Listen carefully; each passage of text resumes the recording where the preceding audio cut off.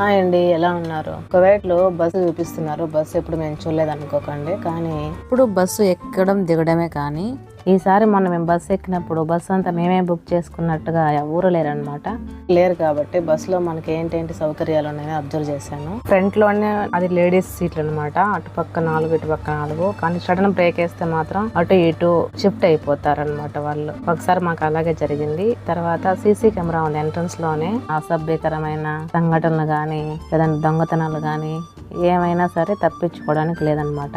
అదొకటి మంచి ఉపయోగం. తర్వాత ఏమన్నా ఫైర్కి సంబంధించిన ఏదన్నా కానీ సంఘటన జరిగితే ఆ మంటల్ని ఆర్పడానికి వాడే కార్బన్ డైఆక్సైడ్ సిలిండర్ కూడా ఉంది.